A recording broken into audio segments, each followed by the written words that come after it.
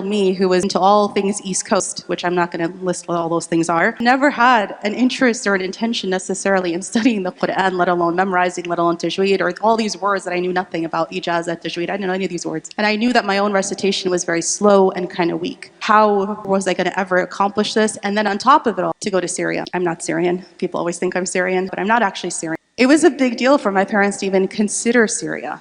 But all the things that my parents feared were real and happened.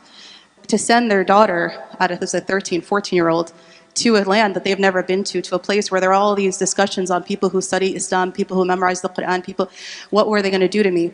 They were terrified. In my middle school years, my parents moved. This is in honor of the Miftah brothers. I came from Michigan. Moved from the East Coast, where I had grown up, to Michigan. When we moved there, we didn't know anybody. My parents, it was the summertime, right before my 8th grade year, and my parents said, there is a girls' camp happening in the masjid. Would you like to attend? I said, sure. And got to meet some friends for the first time. Assalamu alaikum, inshallah.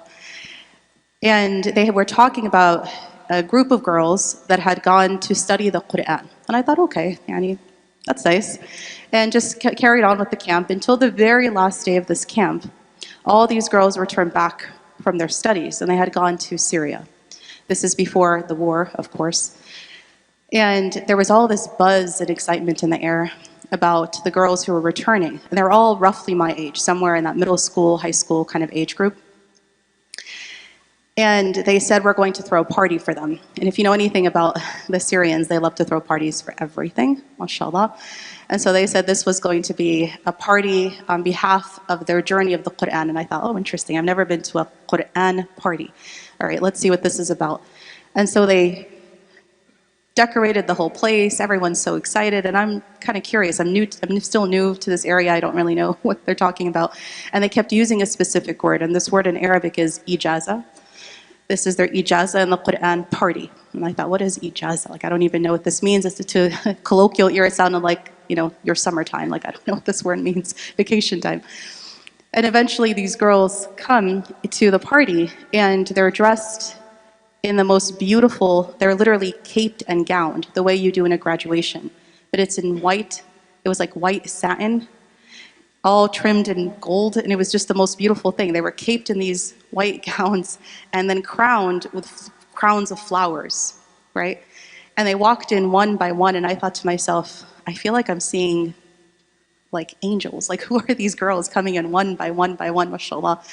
And each of them then shared their stories. And in sharing their story, they were sharing how they went to Syria to go study the Quran. And they were American like myself, kind of born and raised, or raised in America, and yet had spent time studying the tajweed of the Quran and or memorizing different forms of ijazah, which turned out to mean a license to teach, a certification in the Quran. That's what the term ended up meaning.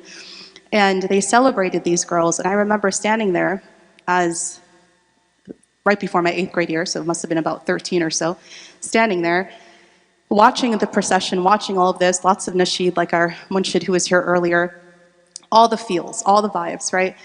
And I remember having that moment and saying, Ya Allah, please send me where these girls went. Please allow me to have the Quran like them.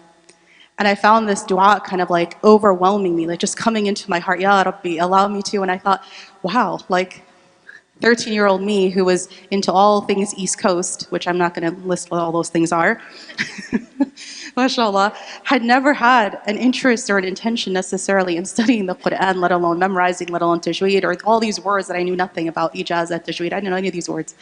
And I knew that my own recitation was very slow and kind of weak. How was I going to ever accomplish this? And then on top of it all, to go to Syria. I'm not Syrian. People always think I'm Syrian. Allah bless you all. Alhamdulillah, but I'm not actually Syrian. So it was a very big deal for my parents to... This happens every time. Allahu Akbar. Allahu Akbar. It was a big deal for my parents to even consider Syria. And now you know. All the stories you're hearing coming out of, alhamdulillah, free Syria. Alhamdulillah, Allahu Akbar. But all the things that my parents feared were real and happened. And so to send their daughter, out of this a 13, 14-year-old, to a land that they've never been to a place where there are all these discussions on people who study Islam, people who memorize the Quran, people, what were they going to do to me? They were terrified. And to overcome that burden, and so I'll take a very long story and shorten it here just to say, it would be a year, 1 year, subhanAllah, I'd actually find myself in Syria. And I remember arriving to the dormitory, the girls' dormitory, where we were going to study the Quran and study Islam in general. And I remember the door opens, and the Anisa, or the teacher who's going to, our Mushrifa, the one who's going to look after us, welcomes us in, gives salam, asks us to put down our luggage, and the very first thing that she does is hand me a Mushaf. She hands me a Quran and she says, listen, there are many things you're going to study of Islam and Sharia here while you're with us studying, but the key to any ilm of Islam and to anything related to this deen of Islam or any da'wah or work you wish to do is the Quran.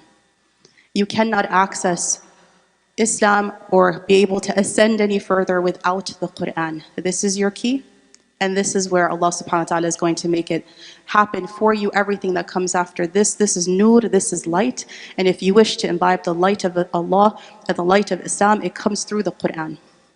And without it, everything else is falsehood. So make your intention right here, right now, and Allah subhanahu wa ta'ala will give you this Quran. And I think that's the moment. That's that moment right there as she hands that Mushaf that I felt like, Bismillah. It would take a long time. It would take a journey. It's a journey that we keep on going through, subhanAllah. And some of you know that, alhamdulillah, it'd be about a year and a half now I completed the Ashar Qira'at, alhamdulillah. We had our own Ijazah party here at the masjid, mashallah, when that happened, and I hope it's an inspiration to all the women to come. But it's been years and years of a journey, but it started with that, handing the Mushaf and saying, Bismillah.